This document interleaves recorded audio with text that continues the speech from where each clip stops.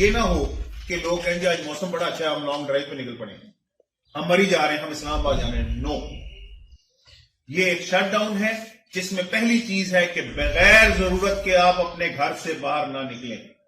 जो शहरी बाहर फिर रहा है वो इस जरूरत को हमें बताएगा कि वो क्यों बाहर है।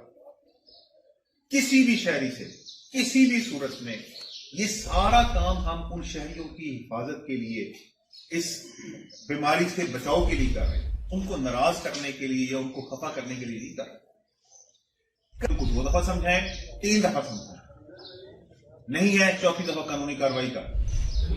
लेकिन किसी को गाली निकालना, बदतमीजी करना या तशद्दुद करना, ये आउट ऑफ क्वेश्चन है।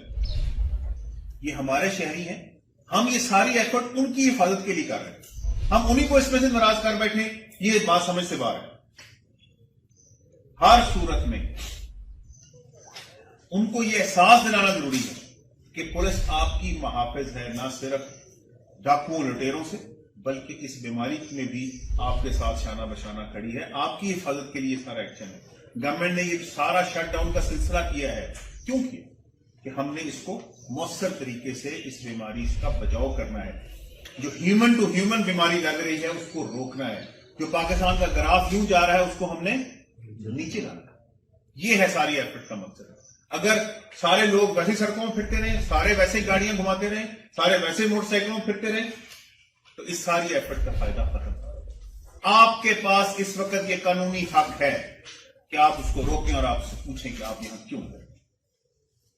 ग्रोसरी लेने जा रहे हैं, किसी मरीज को लेके जा रहे हैं, बिस्मिल्लाह, लेकिन रिश्तेदारों को विजिट करने का ये टाइम नहीं, सैर सपाटे का ये टाइम नहीं।